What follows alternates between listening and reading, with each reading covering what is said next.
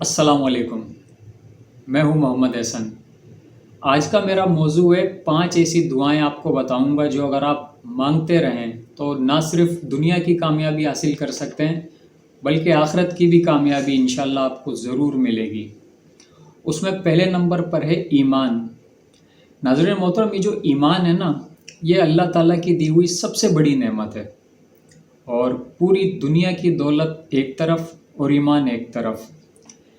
ناظرین محترم، اللہ تعالیٰ کی مدد کے بغیر ایمان پر قائم رہنا نہایت مشکل ہو جاتا ہے۔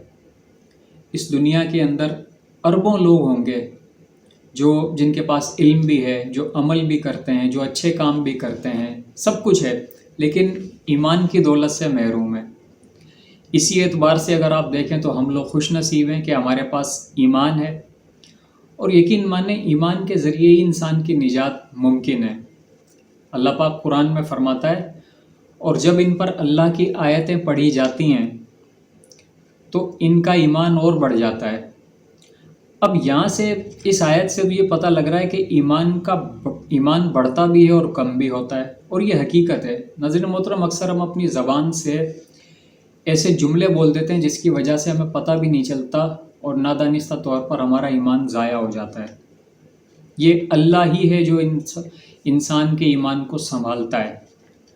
تو اسی لیے ناظرین محترم، اپنی دعاؤں میں اپنی ایمان کی مضبوطی اور سلامتی کی دعا لازمی کیا کریں، کیونکہ یہ ایمان اللہ تعالیٰ کی دی ہوئی بہت بڑی نعمت ہے۔ دوسرے نمبر پر عقل۔ ناظرین محترم، عقل کے ذریعے انسان حق اور باطل میں اندازہ لگا لیتا ہے۔ ہر انسان جو بھی کام زندگی میں کرتا ہے نا، اگر اس کے اندر عقل ہو تو وہ اس کے انجام کو ہمیشہ سامنے رکھتا ہے کہ میں جو کچھ بھی کر رہا ہوں اس کا انجام کیا ہوگا۔ عقل مند انسان کبھی بھی چھوٹے چھوٹے جھگڑوں میں نہیں پڑتا، وہ زیادہ سے زیادہ درگزر کرتا ہے، اپنا راستہ لیتا ہے، اور سب سے بڑھ کر عقل مند انسان پہلے حق بات کو سیکھتا ہے، اس کو سمجھتا ہے، اور پھر اس حق بات سے اپنی خود کی رہنمائی کرتا ہے۔ تو ناظرین محترم، میں آپ کو بتاؤں، قرآن میں بھی اللہ پاک فرماتا ہے، کیا تم عقل سے کام نہیں لیتے؟ یہ جو عقل ہے نا، یہ انسان میں سمجھ پیدا کرتی ہے، انسان میں بصیرت پیدا کرتی ہے، انسان لاپرواہی سے بچتا ہے، غلط فیصلوں سے بچتا ہے۔ ناظرین محترم، اللہ تعالیٰ کو بھی عقل مند انسان بہت پسند ہے، اس لیے کوشش کریں کہ اپنی دعاؤں میں اللہ تعالیٰ سے عقل مانگا کریں کہ اللہ تعالیٰ ہماری عقل کو بڑھا، ہمیں عقل مند انسان بنا۔ تیسرے نمبر پر ناظرین محترم، عزت مانگے، اللہ سے عزت مانگا کریں، کیونکہ یہ عزت ایسی چیز ہے کہ جسے کمانے میں انسان کی پوری زندگیاں لگ جاتی ہیں۔ عزت صرف بڑے مقام سے حاصل نہیں ہوتی، بلکہ یہ اللہ کی طرف سے دی گئی اس کی خاص مہربانی ہوتی ہے، اور وہ اپنی مہربانی کسی پر بھی کر دے۔ دنیا میں اگر کوئی آپ کی عزت خراب کرنا چاہے نا تو اسے زیادہ ٹائم نہیں چاہیے، اس لیے اپنی دعاؤں میں اللہ تعالیٰ سے عزت مانگے۔ جو انسان اللہ سے عزت مانگتا ہے نا، پھر اسے لوگوں کا کوئی ڈر نہیں رہتا، اور نہ ہی وہ پھر کوئی سچ بات کہنے سے ڈرتا ہے۔ اس لیے اللہ تعالیٰ سے عزت مانگا کریں، یا اللہ ہماری عزتوں کی حفاظت فرما، اور بے شک اللہ ہی تمام عزتوں کا مالک ہے، تمام عزتیں اسی کے ہی ہاتھ میں، وہ جسے چاہے جس پہ چاہے اپنی مہربانی کر دے۔ ناظرین محترم، چوتھے نمبر پر ایک مکمل دعا، اور وہ دعا ہے ہم ہر نماز کے اندر پڑھتے ہیں، اس کو اپنی عام دعاؤں کے اندر بھی بنائیں، اور وہ ہے اللہم ربنا آتنا فی الدنیا حسنہ وفی الآخرۃ حسنۃ وقنا عذاب النار۔ ناظرین محترم، یہ ایک مکمل دعا ہے، اس میں دنیا کی ضروریات کے ساتھ ساتھ آخرت کی نجات اور عذاب سے حفاظت، یہ تینوں کی تینوں چیزیں شامل ہیں۔ ناظرین محترم، حقیقت ہے کہ اگر انسان ذلت سے بچ جائے، محتاجی سے بچ جائے، وہ اپنے فیصلے کرنے میں آزاد ہو، اپنے کام کرنے میں آزاد ہو، تو کتنا اچھا ہو، مطلب زندگی کتنی اچھی ہو جائے۔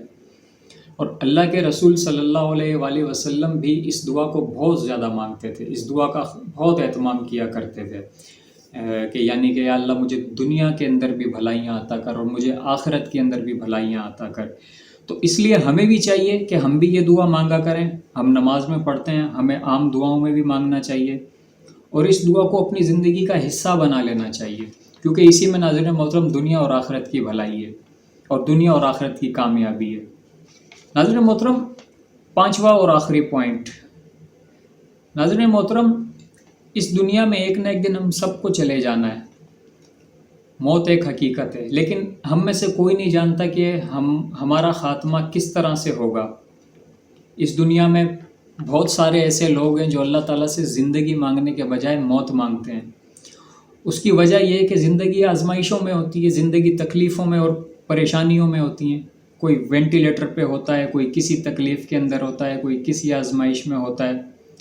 اس لیے ناظرین محترم اللہ تعالیٰ سے ایک محفوظ اور پرسکون خاتمے کی دعا کیا کریں. یعنی کہ اس طرح مانگے کہ اللہ جب بھی میرا وقت آئے, جب بھی میرا تیرے سے ملاقات کرنے کا وقت آئے تو مجھے ایک محفوظ اور پرسکون خاتمہ نصیب فرما. یعنی کہ کوئی اس طرح کی آزمائش نہ ہو کہ ہسپتالوں کے بیڈ پر پڑے ہوئے ہوں, جان نکلنا مشکل ہو رہی ہو, جان اٹک جائے, وینٹیلیٹر کے معاملات ہوں یا کوئی اور آزمائش ہو. تو اس لیے ایک پرسکون خاتمہ بھی اللہ تعالیٰ سے مانگنا چاہیے اور اس کی بڑی اہمیت ہے.